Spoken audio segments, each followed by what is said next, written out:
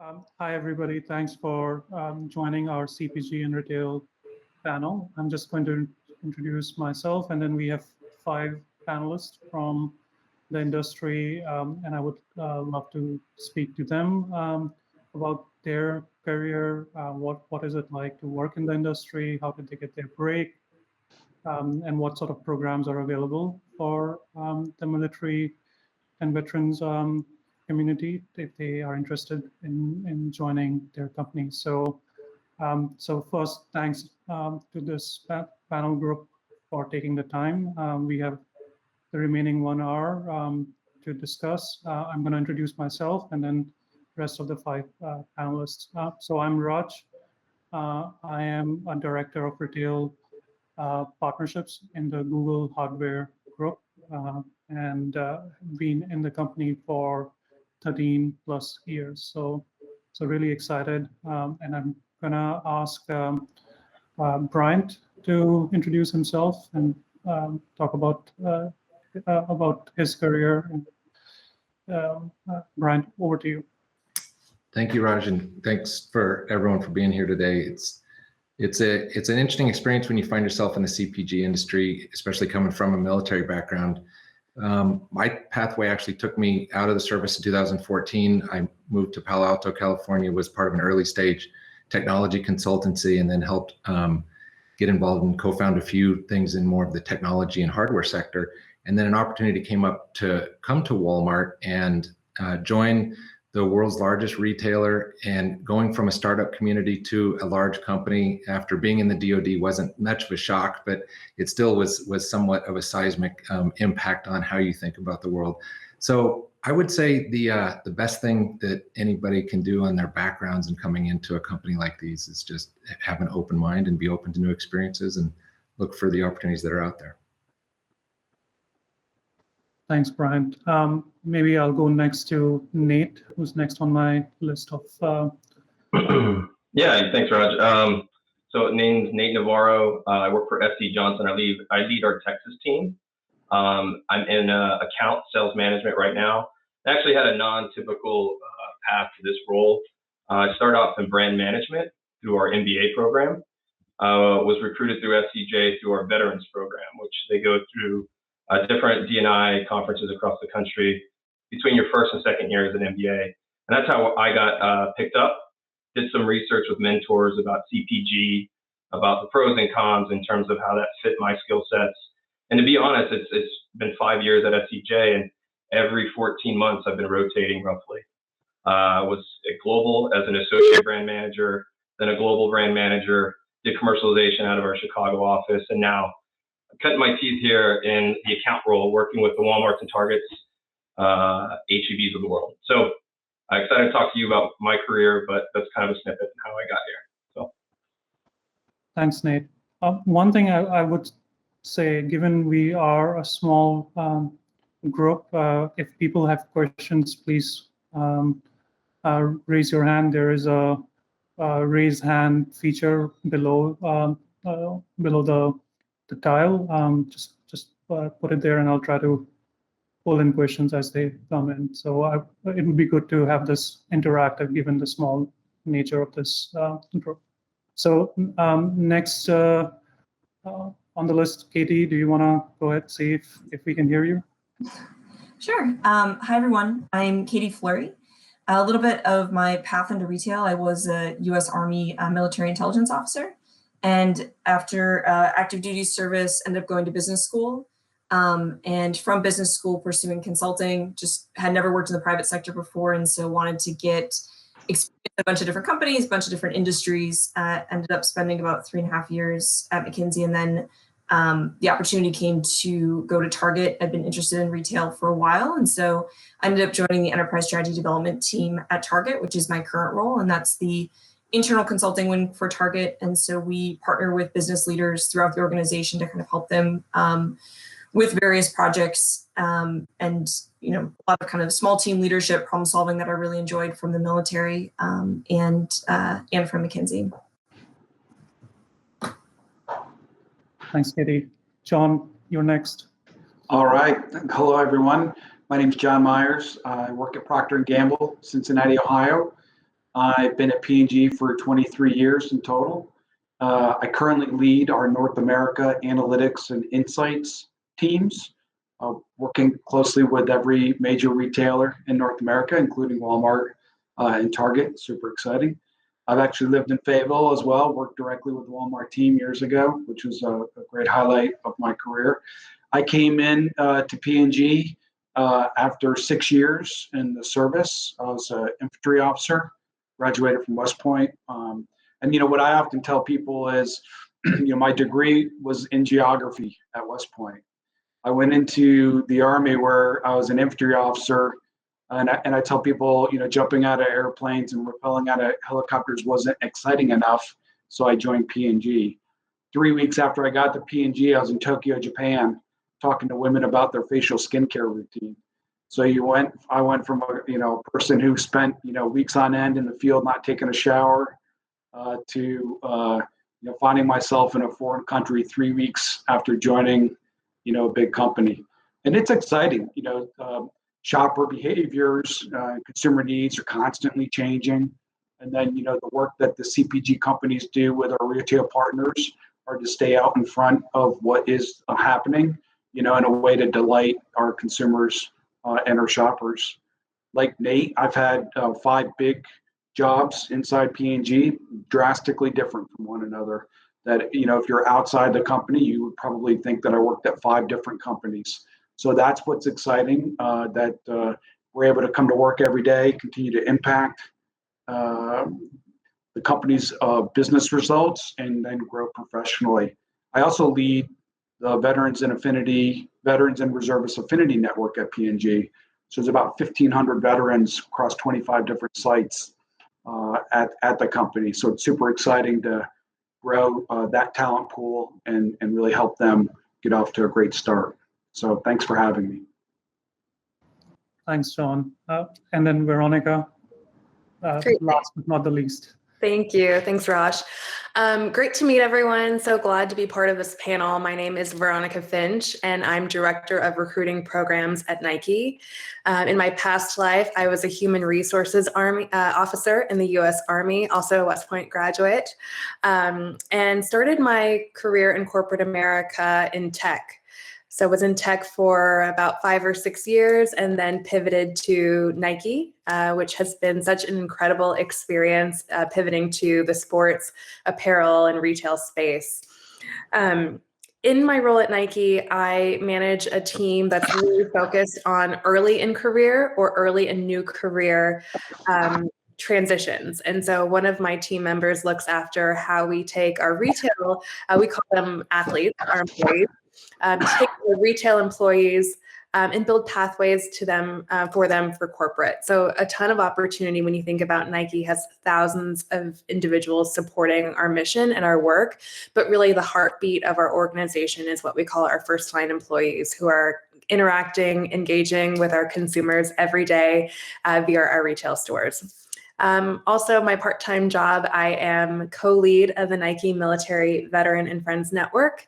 That's one of 8 Nike United employee resource groups that really support our various communities to make sure that they feel included and a sense of belonging at our company. So again, super excited to be part of this conversation and share any nuggets or perspective with this audience that would be helpful on your own personal journeys. Thanks, Veronica. So maybe I'll first ask this question, and I'll probably direct this to Nate and Katie, given they mentioned that they both went to business school after being in service. So could you speak to what led you to that path of going to business school? What was that journey like? And then there's a second path, if from what I gathered for others, it was directly from service to corporate role. So I would touch on that as well with others. But Nate and Katie, maybe Nate, if you can start first on what prompted your path from service to business. No problem. So really, actually, I had 3 kind of approaches to this. Typically, so rewind a little bit. I did 7 years in the Army. I'm also a West Pointer, was an officer, and was looking to get into an industry, specifically for CPG, But before that, I was actually considering, recruiters like Cameron Brooks or other JMOs that typically headhunt out of the military. I found it very difficult to parlay or get my foot in the door within CPG programs. So the next logical step for me was, all right, how are they filling those pipelines? So within brand management, at least at SC Johnson, but you'll see that it's pretty consistent across most of the top CPGs, they fill through MBA programs. And so for me, it was a really easy choice once I'd already decided to go and become, a potential leader within CPG was, okay, what do I need to do in order to get my foot in the door? And that coupled with diversity conferences, so MBA, Veterans Conference, I was able to actually get a lot of traction with some of the top CPGs. So for me, it was very lockstep, very pragmatic. Every step was planned out, and it worked out, thankfully. I haven't messed anything up yet, but for me, I think that's really important because, I reference, mentors that were in CPG or classmates that come before me, and that was an interesting way, probably the most valuable lesson for me to figure out what it takes to get in this industry. So happy to answer more questions along that route. Thanks, Nate. Katie? Yeah, so I mentioned a little bit about my background, a little bit more. I'm also a West Pointer, kind of theme on this call. So I spent 5 years as military intelligence officer, and I kind of had known for a long time that I wanted to go back and get my advanced degree. And so when I started thinking about transitioning from the military, kind of a year, 2 years out, I started talking to a lot of other veterans, people who were a few years ahead of me, and just looking at options, kind of similar to Nate, talking to some headhunters, looking at business school. And, what I mentioned before was not really sure what I wanted to be when I grew up and wanting to kind of be able to expand before I narrowed into industry. And so for me, business school made sense, both as a way to kind of personally and professionally transition from the military and kind of take that time to do that and really step back and consider my options. And then going into consulting, it's maybe changed a little bit since then, but at that point really kind of needed an MBA in order to transition and achieve what I wanted to achieve there. And going into consulting was kind of that furthering that path of wanting to test out some different companies in some different industries, which is what led me to business school in the first place. Yeah, thanks, Katie and Brian. We didn't organize it that way. It's happenstance that we have West Point graduates as panelists only. There is no bias with one service versus another. Just being upfront about that. So that's great. It's I don't have a service background, obviously, but I can speak from even my background. Change in careers is something that we go through quite often, and jumping to a B school to figure things out, explore other opportunities, explore different tracks is a good sort of staging ground for what you want to do next. I did something very similar, so it's not just a service to corporate route, it's for almost corporate to corporate, any consulting, any sort of route where you want to change tracks. So that's great. But I did hear from John. John, did you say you went directly from service to CPG? I did. What that route like, and how did you get there? Yeah, sure. Well, first I need to say for our fellow panelists, beat Navy. I think it's safe to say that now because we all went to West Point. I'm sure there might be people in the crowd who are in the Navy. We love them, but I think when it comes time to football, we always would want to say beat Navy. But I actually used a military headhunter. I interviewed with H-E-B Grocery, Schneider Trucking, Gallo Winery, Johnson & Johnson, and P&G. They're all drastically different jobs, all skill set based jobs, all in different parts of the country, because I was more interested in finding a great company that would, enable me to contribute. And at the end of the day, P&G was the fifth of those companies that I interviewed with, and I told my wife, if I get the P&G offer, I'm going to take it. And I got to that for three reasons. One was the work. And the variety of work that I had read about. I spent a lot of time researching these companies. I think it was also about the career potential, meaning outside of the headquartered city of Cincinnati, where else, is it possible to do P&G work? And in fact, I've traveled, I think, to around 30 countries since I joined P&G doing, global work. And then the last is culture. right? So really making sure I understood the different cultural aspects of the companies. So I was lucky, or maybe it was planned, that my first manager was also a West Point graduate, a little bit older than us now. And then I was assigned a buddy, and he was from the Naval Academy. He was a pilot, and they really took me underneath their wings, and that's what I think really led me to get off to a fast start at P&G. Great, John. And then maybe for you, Bryant, I remember you mentioning that you started with first smaller company startups in that sphere. Could you speak to differences that you experienced between those organizations, and what would be your advice for people who are coming from a military background, which is quite, organized, to going to a startup sort of world? So what was that journey like, and what advice do you have for this group? Yeah, it was interesting. Looking back, I obviously have the benefit of looking at it through the rearview mirror, but at the time, it was really scary getting out and jumping. I had spent 23 years in the Army. I retired as a colonel and jumped out, and through some networking opportunities, found this startup role. So moved to California, really expensive place, Palo Alto, with 2 kids in high school, and thought, man, this is insane. What are we doing here? And then, but what I found that was really interesting about, I did an entrepreneurship bridging program through Stanford University, their business school. So it wasn't a full MBA, but it was kind of just a light version of that. And I think what I really learned coming out of the service and going through that experience, and then being in the startup community, that's helped me to this day, and what I would say to others, whether you're a West Point graduate or like my daughter, who literally 2 weeks ago ETS'd out of the Army as an E5, and everyone in between, is that focus on customers and focus on others and focus on what it is that you can do to bring value to them. And in some ways, that is very much aligned to what we did in the military by focusing on service to others and service to a mission. And that part is the same, but it's the service to a customer in a profit and loss environment that business, the language of business will really help you through that, whether it's a startup community or whether it's a large company in the CPG space or retail partner like Walmart or Target. And there's so many opportunities in this space and so much runway for growth for anybody from the military that wants to go into operations or merchandising or supply chain. It doesn't matter, or any of the corporate roles that you could think of. So there's just a lot of opportunities for people in this space, and you can't go wrong doing it. And you'll find a sense of purpose in doing so. Thanks, Bryant.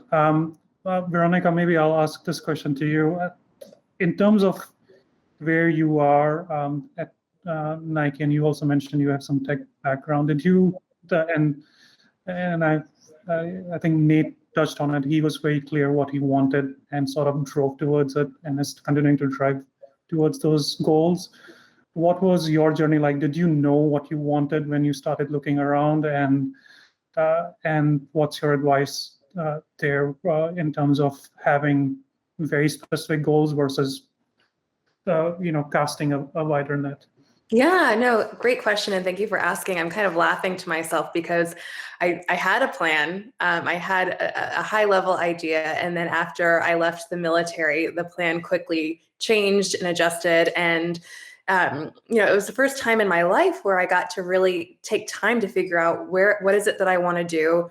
Who do I want to work for? Where do I want to work? I had the freedom and flexibility and the autonomy to choose, which is something you don't really ever get in the military, not to the same degree. And so it really took some time to do some soul searching and research to figure out where might I be a good fit in this corporate world that was so new to me. I will say I leaned in very heavily to my human resources background. As I mentioned before, I was an HR officer in the military. And so I was very lucky that I had transferable skills in recruiting and HR operations. And so that was kind of my default. It worked out really well where I was able to land my first gig outside of the Army in recruiting. And I would say, whether you've got a human resources background or not, it really was a blessing in disguise, because it was a great entry point into corporate America to learn what is it at those entry level moments within a company of what's important, what are they looking for, how do they find this talent? And it gave me great exposure to the different business functions. In the military, you go and you know who's running supply chain and logistics, who's in charge of the people, who's leading the organization, et cetera. Not all companies are designed the same. So it was a great kind of boot camp into learning how different companies work and operate. But beyond that, the advice that I would give to others who may or may not have a plan, I think the takeaway is really leaning into those skill sets that you honed and developed in your military service. Brent put it really, really well. You've got great background, whether it's supply chain logistics, management, operations, service, leadership. Those are all concrete skills and qualities that corporate America values. And often as I coach a lot of veterans in my career, they come to me saying, I want to lead, I want to manage, I want to get into operations, but they don't really know what that looks like in a corporate context. So I think taking some time to research what companies and industries are really exciting to you, and then taking your skill sets that you already have and kind of digging around on their career sites to see where might those skills translate. There's also a number of really good military skills translators online that can be really helpful in figuring out if you want to do something similar to what you did in the military. They can help kind of narrow and point you into the right direction, or help maybe you clarify, I want to do something completely different, and that's okay too. So that was my path, and a couple of words of advice for those who are just getting started to thinking about what their next career moment will be. Hey, and I one thought building on what Veronica said, and even when you join a company, you can still pivot to different types of work. So, we've got somebody here at P&G who was an Army officer, transportation officer. She came in a couple of years. She started at P&G buying transportation. So she would arrange for all of her goods to be delivered from point A to point B. Then she went into the analytics type space, really helping, work to figure out, how do we drive some of our brands at a certain retailer. And then now she's exploring an opportunity how to step into HR, right? Because I think she followed, she's got passion in that space. So I think, as you're looking and exploring different opportunities across companies, it just might be a great opportunity to understand, do they support that type of, exploration, I guess, because there's so many great things out there, and the mindsets and the mission focused approach that, everyone in the military generally has is a huge asset inside corporate America. So. Yeah, John, that's such a good point. I think reminding myself that my first job is not going to be my last job. And it took so much pressure because it's like, wow, I really want to get this right and do big things right after I get out of the military. And I think the moment that I took that pressure off of myself, it made things a lot easier. But I don't know, for those of you who went to an MBA program or higher education, did you feel that same pressure, or was it different for you? I can add on to that. So it definitely felt that pressure, and the way I thought about going back to kind of your original question about, how much of a plan did you have? As someone who, left the military really not sure what I wanted to do, and kind of going into consulting for the same reason, I thought about it when I made the move from consulting to retail, started thinking about it in terms of like guidelines and important attributes about my next role that would be important. Instead of saying, hey, this is exactly what I want to do, but thinking, Veronica mentioned kind of assessing your skills and like, what are you good at? What are you passionate about from whether military experience or past roles, thinking about, location. It was important for me to go to Minneapolis to be closer to family, industry, work-life balance. And I like set up this kind of different attributes that I wanted in my role, and was thinking about more of like, what can I flex? Maybe this is really important and I can get this with this role, but this is going to be a little bit lower, and kind of thinking about how those interplayed and what was most important to me from kind of a priority standpoint. And that helped me narrow in on potential paths as well. Yeah, and for me, talking about pressure, what helped take that off was basically doing the research outside of B school, whether that be talking to people in tech or what's a day in the life for a finance person at Wells Fargo, and figuring out how that makes sense with what I wanted to do in terms of my career and like personal lifestyle. So I think all that legwork leading up to the MBA helped me understand where I wanted to take the MBA, as well as all my free time when I did go through the recruiting process. So, I mean, it's invaluable to just reach out to other veterans and ask for an informational, or just, you know, you're not looking for a job, you're just looking for information. And that really helped take the pressure off for sure. And people are willing to help. That's the other thing I realized. Like, the worst thing they can say is no, but most people want to talk to people that just left the military. And it's a refreshing, you know, LinkedIn note to see, hey, all I want to do is have a quick chat, maybe over coffee. But nowadays you can do everything over, you know, Google. So it's too easy. Thanks everybody. One thing that I think this panel just touched on, but I want to drill a little bit deeper into it, is functional, and maybe I'll point to Brian to start with this question. Is functional experience the key to getting the role? Like if you have supply chain experience, you try to go look for those roles, or can you be a general athlete and look forward to jump roles as your first role, or as Veronica suggested, go take the role in the industry that you're interested in, and then look to move after the fact. So what's your feedback there? What's the right way to get in to a particular industry if you know you're interested in that industry, but you're still not clear what role you want to take on? Yeah, I'd say for most people getting out of the service, you don't realize how narrow your network is in the service, and so it's important to branch out, go find neighbors in your community, go reach out to extended family members, go do some job shadowing, go spend a day with people in these sectors, and you'll start to get a sense of what's really behind the curtain. If you walk into a Walmart or a Target and you think that's all there is to Walmart and Target, then there's a wide world out there that you don't know about. And it's no different than looking at Google on a landing page. There's a lot more to Google. There's a lot more to all of our companies than what you might see on the surface. And what's behind the curtain is all those opportunities that let you bring that functional set of skills that you gained in the service, whether you're in for 3 years or 25 years, to bring value to that company. And then, as Veronica and others said, you don't have to figure out the rest of your life. You don't have to figure out your next Army or your next Navy or your next service experience. You just have to figure out your next job and use that as a springboard to learn and to build out a pathway for the future and find out what you really are good at and what you're really passionate about. And then if you go into operations, if you go in the field, if you go into a corporate role, most companies really appreciate the ability of people to bounce between the two. It actually gives you a lot of credibility. It's like being in the service. If you have some time at the headquarters, but you also have some time in the field, it's no different. It gives you a lot more credibility. So you don't have to figure out the rest of your life, just figure out your next job and find something that you're passionate about, as everyone said, and get out of your comfort zone with your military network. I'll say everyone gets on LinkedIn, and you'll see most people who are just thinking about their transition out of the military, their LinkedIn network is everyone else in the service, and it's not outside of that. And so just getting beyond that point is key to starting that journey and asking those right questions, as Nate and some others have said on here.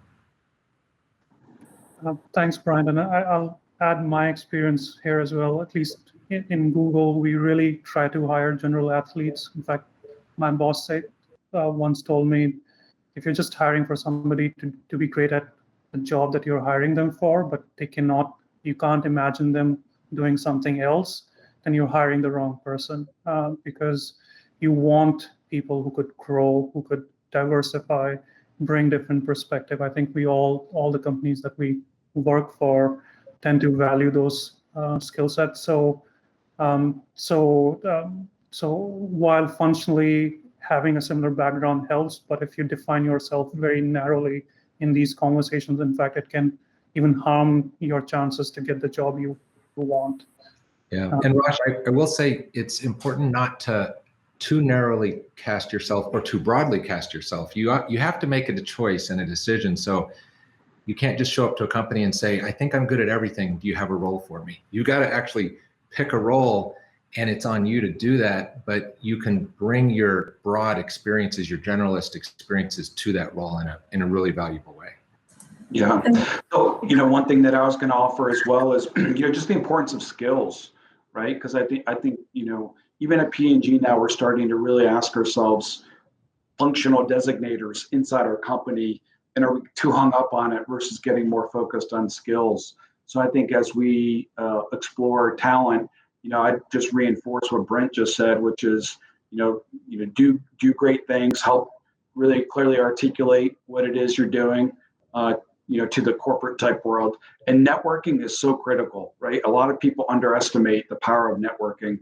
Maybe they interpret it as political, but I think networking is super effective. And the story I always tell people is 3 or 4 years ago, an ex-P&Ger, his son was in the Marine Corps and was headed to Korea. And then so I talked to his son just to see how he's thinking about things. Well, probably about 2 or 3 months ago, he called me and said, "Hey, I don't know if you're remembering me or not, but I'm moving to Louisville, Kentucky, and I'd love to talk to you about an opportunity because I'm getting out of the service." Right. And, here it was 3 years between the first call and the most recent call. But I think the other last thing I'd offer is it takes time too. So don't underestimate the time to hire. So if you're looking for a job on January 1st and you think you'll have something by March 1st, that's probably an overestimation on the amount of time. Everyone's different. Every company operates differently. But, I would just make sure that you're building a buffer into your plan, to account for what you need to take care of yourself. One thing I'd add on to some of the conversation around kind of showing your skills and thinking about translating those skills is a pitfall I've seen from veterans before and service members is how do you translate those skills from the military into civilian speak? Having looked at resumes or interviewing people, and a pitfall I've seen is people taking their kind of evaluation review bullets from your NCOER or your OER and like cut and paste onto a resume. And a lot of times, there's so much military jargon in there, maybe a little bit too detailed, and really taking the time to think about how you can make the kind of military jargon into civilian language and rewriting it and even putting it past like your colleague or family member who is not affiliated with the military and just having them read it and say, hey, is my skill set coming across? Is my impact coming across in terms of the role that I played in the military, which I think a lot of times it's so team-based and we're so likely to talk about the kind of we and the team and thinking about kind of your personal impact and how do you speak to that in a really compelling way when you're interviewing for a role. That's great. Thanks, Katie. And then I'll maybe shift a little bit and ask all the panelists to talk about programs. I think some of you already have touched on it, but if you could provide a little bit more detail, any links or any information, please. In fact, if I could request you to put it into the group chat on the top right so that they can go access that for your companies.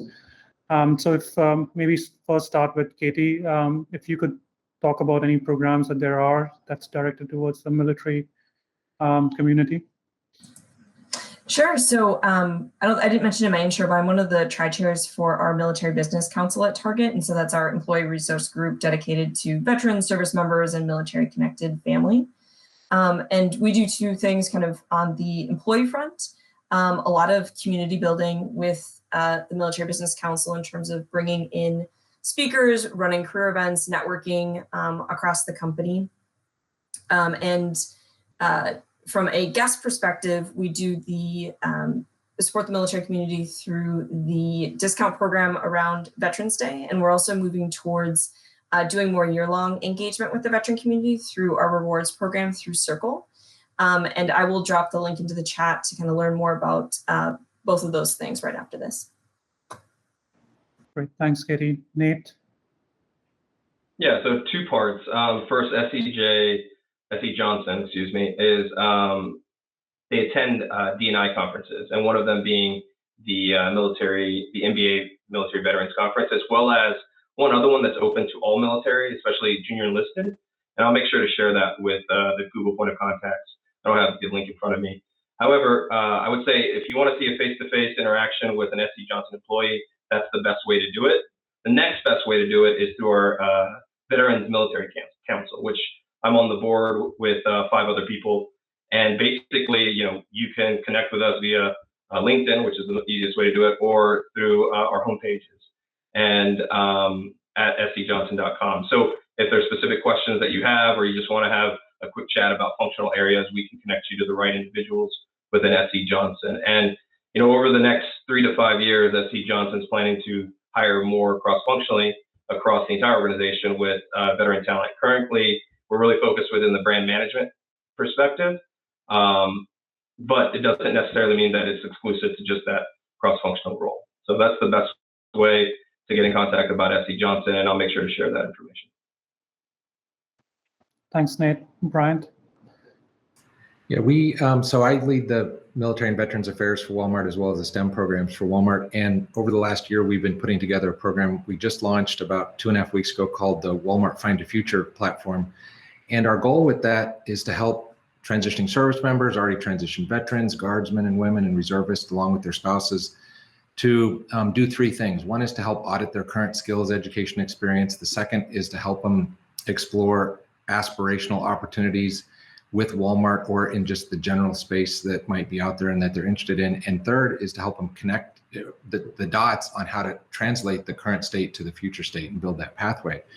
And then we really center on 3 primary outcomes for the individual with it: employment, education, and entrepreneurship. And we know we're really good at employing veterans. We hired 76,000 veterans and military spouses last year, but we wanted to be more qualitative in the approach with the experience.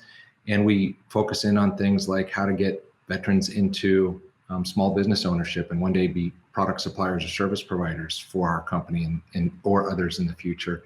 And then the education piece is for those that, like us, along our own journeys, realized in order to get where we wanted to go, we need to augment a little bit with some education. To maybe we take a part-time job, maybe we had some role we're in now, you needed to augment it with some education to get to where you wanted to go in the future. So Find a Future is intended to do that with some great partners like the Institute for Veterans and Military Families, like the U.S. Chamber of Commerce Hiring Our Heroes program, and others. So we're really excited about it. Check it out. The link's in there at walmartfindafuture.com.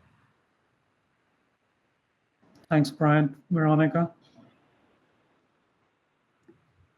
Hi, thanks, Raj. So I just shared the link, jobs.com/military. It's a great location. It's connected to our landing page. So number or our career site rather. So once you go there, you'll see a great example of how we support our internal and external community, lots of different storytelling. You'll hear from employees about their various experiences at Nike, the different roles that they're in, including retail. So I think just a great snapshot of, that's representative of our community, with direct connectivity to our career site if you're interested in learning what jobs might make sense for you. Another thing that I'll call out, in addition to our partnerships that we share there, we also call out our support of the military academies, West Point being one. We design their uniforms for the Army-Navy game every year. So if you're curious to learn more about there, that's just something fun to take a look at as well. Regarding just like some general advice or like support, things to note, you can definitely find us at various career fairs throughout the year. Like many of my colleagues have stated, we go to MBA veterans, Service Academy career conferences, Military Mojo, and then I'll state we also partner with a lot of local military posts. The great thing about Nike and likely many of our companies is that we are located across the globe, but certainly across the states. And so for veterans who are getting out of, different posts around the country in the Southeast, the West Coast, we've got Nike retail stores close by. So if you're looking for like that first job in retail post your military career for you, if you're a military spouse, or you've got that high school, college student that's looking to do a part-time job, we've got those retail stores available.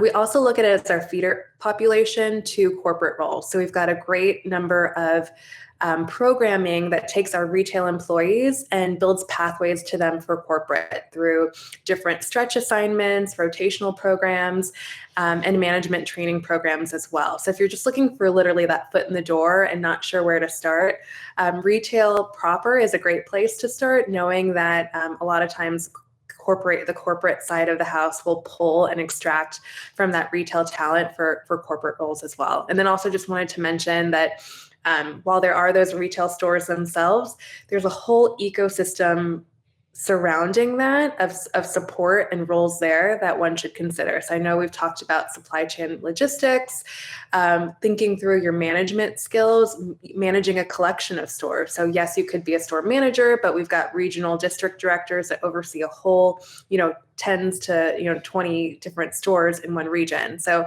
just really encourage this audience to not only find us when we're out at career fairs and conferences and different partner organizations, but connect with us too to say like what's really possible, what's available, where I could put my military skills to use. Yeah, and I think that about does it. Thanks, Veronica. Appreciate it. John? Well, Veronica did a great job laying out all the different things Nike's doing, and I would say P&G does many of the same things between the Service Academy career conferences for those who are Academy graduates, the MBA Veterans Conference, and then the link is posted, but we have over 300 jobs open, at least as of an hour or two ago, across the U.S. P&G has 25 different locations spread out wherever. We often work with Army or military installations that are close to our manufacturing plants, to help the transition in that regard. And we do help with vertical startup and transition. So for those of you who are joining the Google Agenda on July 24th, there's a P&G session about how to have a successful transition out of the military and into corporate America. So feel free to attend that, as well. Thanks, John. And one thing I would highlight from all the panelists, I think it's important to know that for most of these large corporate companies, please think of location as more than just their headquarters. So if you're interested in a particular company, you might be surprised to see a job opening in a completely different location where they're headquartered. So I think that's true of all of us here. So please, if you have location-specific things in mind, can still cast a broad net, look at what locations might be available for a company that you're interested in joining. Is that fair for most part for all of us? Right. Yeah, absolutely. I think that's a great point. Yep. Actually, I'm gonna take a pause here because the next set of questions I have is, okay, now you have a job in one of these great companies. What's next? What are the pitfalls? What are the challenges? What does it take to succeed? But before I touch on that theme, I actually do want to ask all the attendees if they have any questions about just getting into corporate roles. Is there something that we haven't touched upon that you would like to ask this panelist? If not, that's fine too. I'll continue on my next round of questions, but I do want to give this opportunity for this group to ask questions if they have any.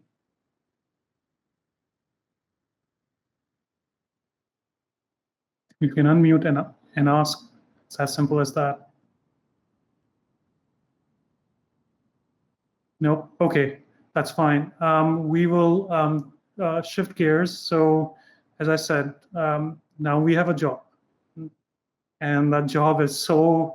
As Katie said, there's a whole different lingo that comes to dealing with a particular industry, particular company. You're speaking a different language. So maybe I'll first start with Nate. What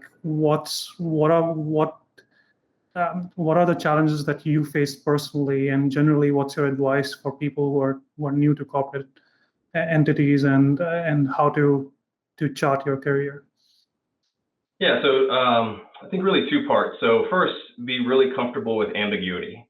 And the good thing is that, your background in the military really prepares you for that, right? So, I always kind of lean back and you got the job, you're in the role, you may not know exactly what to do, but being comfortable with ambiguity is half the battle. The second part is, okay, we're all we're ex-military. What's the commander's intent? What's the overall arching goal that either your organization is trying to do, your boss, or your cross-functional team? And if you work within those parameters and just continue to drive and basically try your best in those parameters, you'll be successful. I can tell you right now, my MBA didn't prepare me for every role in SC Johnson. I had 3. To talk about John, I used to lead the Fragrance Design Center out of Racine, Wisconsin. I know nothing about fragrances at the time. But you lean back on what you know, which is, okay, who are the people that are subject matter experts, the SMEs, as we call them, Who are your consumer insights, your SIBA leads that you can really lean on to tell you what the shopper looks for? So I just use those as examples to tell you, you need to go find out who has that information, be comfortable with ambiguity, and then drive towards whatever the overarching commander's intent or goal is for the projects you're assigned to in that role. And you'll be successful. And if you think about it, that's what you do in the military anyway. You don't have all the answers. Not a single person in the military is an expert on every function. So you have to lean on your enlisted, lean on officers, lean on everyone within the organization. So it's no different in my opinion. Thanks, Nate. Any other advice? Maybe I'll switch to Brian, to you. Any other things you would like to touch on? Yeah, I think when you come to a company like any of these on the call, you're definitely going to learn a new language, a slightly different culture than where you've been, and it's exciting and it's fun. You're going to also realize that there are some roles and jobs that are very similar, and you're going to bring the skill sets that you directly did in the service, and others where you're going to have to just kind of get over yourself and realize that the job that you have in front of you is more important than where you've been in the past, and to kind of let yourself go. Just let the veteranness seep out of you and embrace your new company, and just, it's a new mission and it's super exciting. Within Walmart in particular, I think you're going to find some familiar roles to what you did in the military in our field operations or supply chain. But if you go into the global tech side, if you go into some of the corporate retail-based merchandising type roles, or the business development roles in particular, that's going to be a whole new set of skills. The people roles will align probably nicely, like Veronica had made that leap in some ways, but it's a different animal. Talent management on the civilian sector is totally different than it is in the military side. So there's going to be some areas of comfort and some not. You're not going to find the exact square peg kind of fit. And you just need to open yourself up and be comfortable with that ambiguity that Nate said.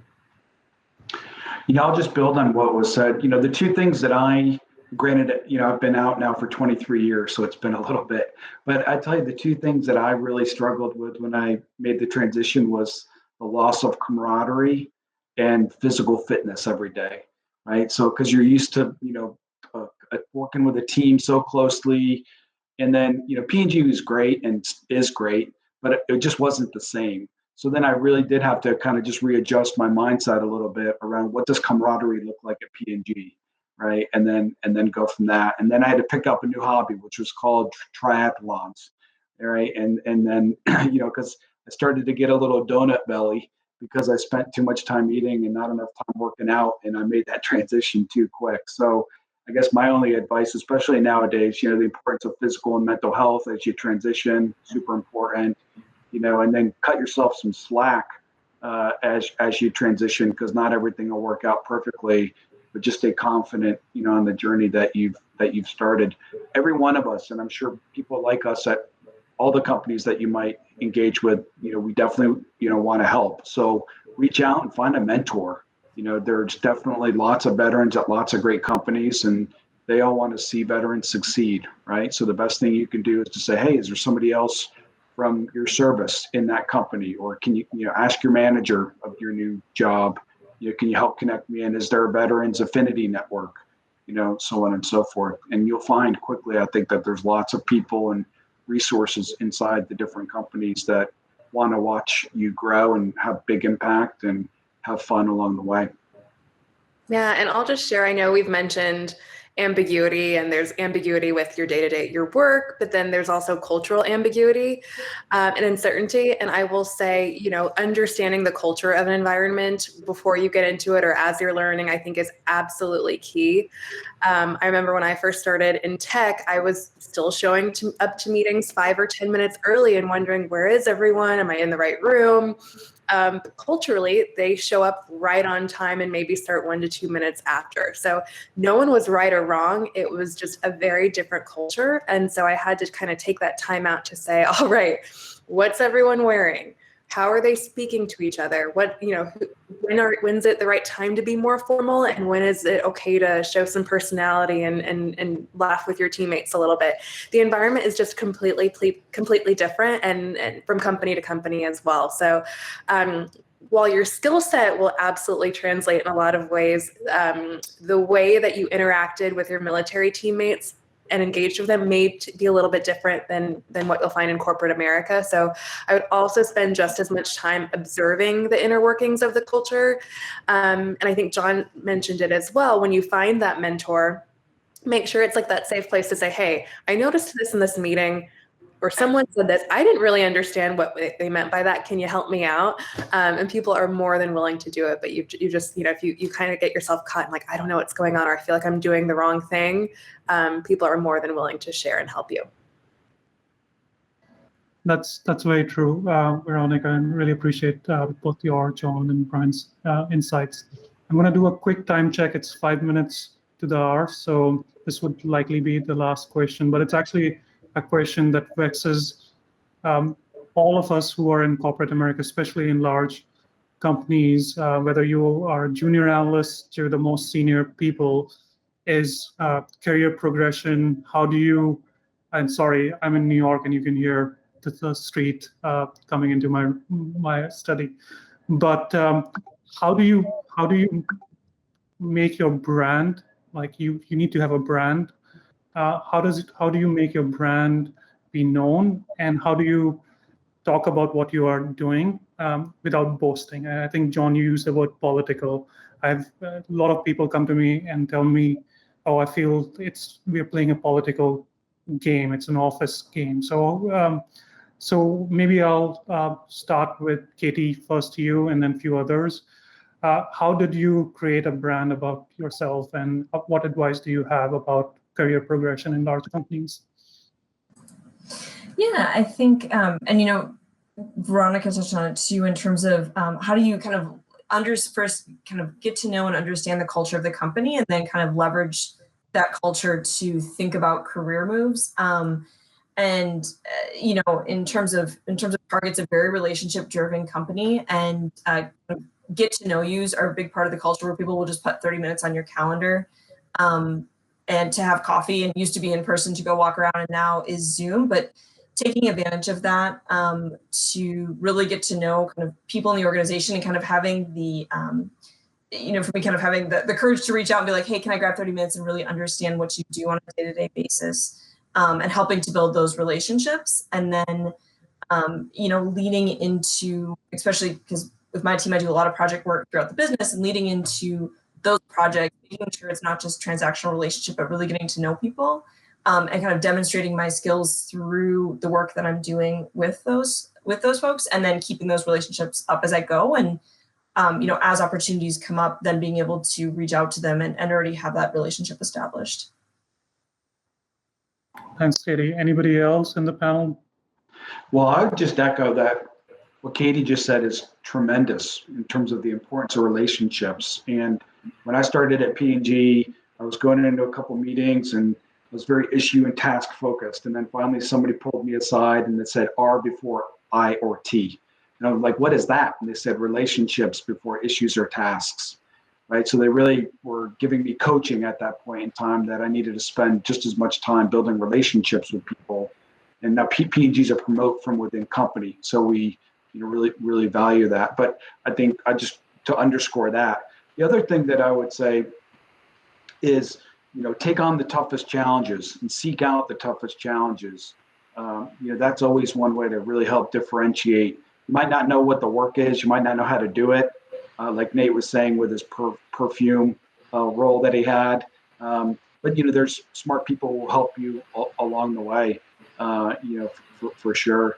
And then I just think, having a growth mindset of what's possible, anything's possible, and then keeping open if you can, from a family point of view of are you open to other locations at that same company? That usually opens up quite a few doors, as well. And I found, as I've traveled with P&G, I'm shocked when I go to different sites and find out how many veterans are living in some of those sites because they're open to moving, because that's what they've done throughout their time in the military.